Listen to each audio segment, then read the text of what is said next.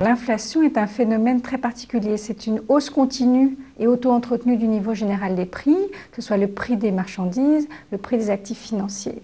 Alors, au Japon, par exemple, on a une grande phase d'inflation qui s'est déroulée à partir du premier choc pétrolier en 1973.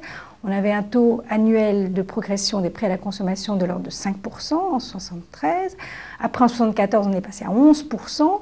Et puis, en 1975, 20% de croissance des prix à la consommation d'une année sur l'autre. Alors, quels sont les phénomènes, en fait, à l'origine de cette hausse continue des prix? Alors, il y a un choc externe, comme le cas du choc pétrolier, donc hausse du prix du brut. Après, on a une politique monétaire qui alimente en liquidité toute l'économie, donc qui facilite la progression des prix de l'ensemble des marchandises. On a aussi, en fait, des comportements des agents économiques qui favorisent cette progression auto-entretenue des prix. C'est-à-dire que les ménages, comme ils voient leur pouvoir d'achat diminuer parce que les prix augmentent, demandent des hausses de salaire, et les entreprises, pour conserver leur marge bénéficiaire, augmentent leur prix de vente. Dans la désinflation, on assiste en fait à un ralentissement de l'inflation, c'est-à-dire que les prix continuent à augmenter, mais ça ralentit d'année en année. Au Japon, on a deux périodes comme ça. Après le grand choc pétrolier, la hausse des prix à la consommation très rapide, à partir de 80 jusqu'en 86, on voit une baisse en fait des prix à la consommation. C'est-à-dire en glissement annuel, au début des années 80, on est dans une croissance de l'ordre de 8%.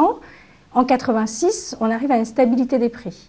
Et puis il y a une autre période et qui va ouvrir après un phénomène dont on parlera tout à l'heure qui est bien plus grave, qui s'appelle la déflation. Cette période, c'est entre 91 et 94, où les prix passent de 4% en glissement annuel à la stabilité des prix. Alors qu'est-ce qui fait que tout à coup, on a un ralentissement important en fait, de la hausse des prix à la consommation?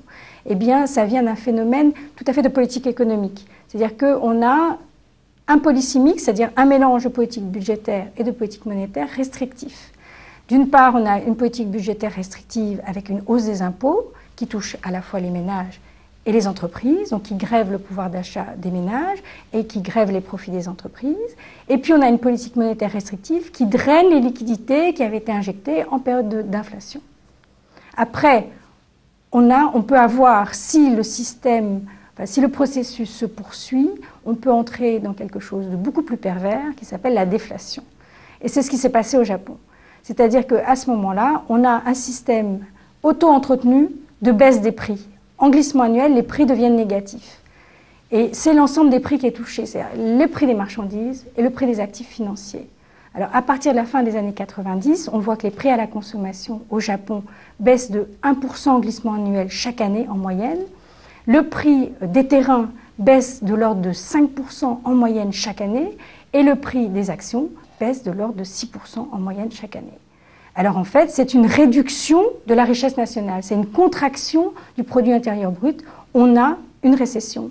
Et pendant cette époque-là, il y a deux phases où le PIB va se contracter, on va avoir de la récession, contraction, entre la fin des années 90 et le début 90, et puis en 98-99.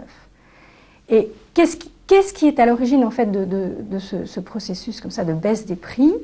On a en fait une demande qui devient inférieure à l'offre de produits. On a donc une politique monétaire qui est restrictive et trop longtemps restrictive et qui a modifié en fait les anticipations des agents économiques. C'est-à-dire que les agents économiques maintenant préfèrent reporter leur consommation dans l'avenir. Les entreprises préfèrent reporter leurs décisions d'investissement dans l'avenir. Parce que sur le moment, les prix vont baisser. Il n'est pas souhaitable de consommer maintenant, les produits seront moins chers. Il n'est pas souhaitable d'investir maintenant parce que les rendements ne remontent pas, ne seront pas intéressants.